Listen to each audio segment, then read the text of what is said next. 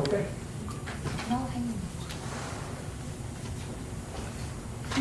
Say you are very good at all your subjects in school, and you want to aim towards getting into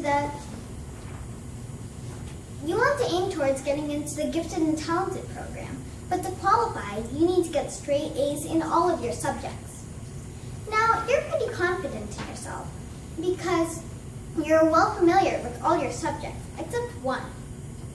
You hate social studies more than anything because it's your worst subject, and you're always getting C's or D's in it. Now, since you don't bother to study, the same thing happens as it happened in the last test and the test before that, and so on. And because of that, you don't qualify for the gifted and talented program. All your success in the other subjects are buried beneath that single weakness.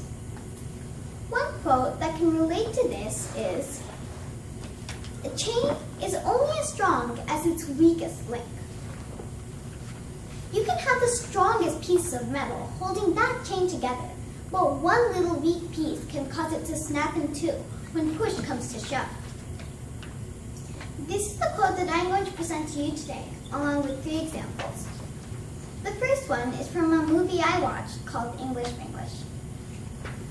This movie is about a housewife who's very resourceful and open-minded, but she has one disadvantage that is very simple, but keeps on getting in her way. She's unable to speak English. That little disadvantage caused lots of unpleasantness, including being humiliated by her children and husband. So, finally gathering up the wits, she decides to enroll in English classes while visiting her sister in Manhattan.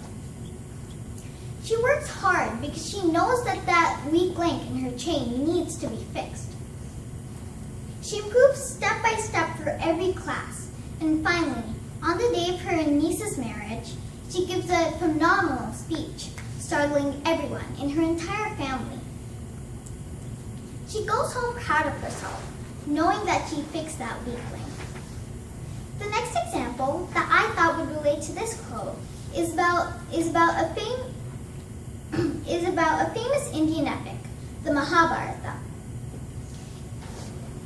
I'm sure that many of you are familiar with this great story, but today I'll be focusing on one of the most common but also complex characters, Karna. Karna shows both nobility and nastiness over the course of the story. It all began when Duryodhana makes Karna king of a city in his hometown. From then on, Karna had been loyal to Duryodhana, even though he knew that his actions were wrong.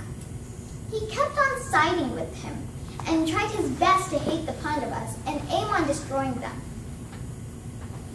Finally, after so many wrong turns, he meets his end from Arjuna's arrow. He never got to realize his mistake of not fixing his weak link until finally the chain broke apart. The very last example that I thought would relate to this quote is about a famous sportsman named Lance Armstrong. He's a former road racing cyclist professional. At the age of 16, he won the national sprint.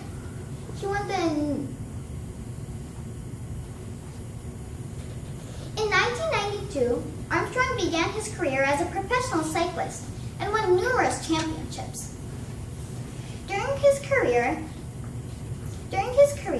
he won the most prestigious cycling championship.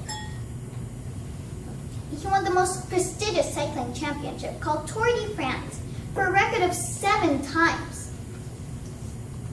He was considered as one of the legends in the history of sports fraternity until the day of June 2012, when everyone in the world woke to hear the news that Lance Armstrong had been charged for using illicit performance-enhancing drugs during his career. Every sports-loving person from the world was shattered to hear his confession on national TV of using doping a number of times just to win and to live up to people's expectations. He would have been a world star if he hadn't had that weak link in his chain, or at least fixed it before the chain broke to pieces. So the quote, "a chain is only as strong as its weakest link," basically means that a chain is of no use if it has even a single weak link as part of it, which can cause it to snap to pieces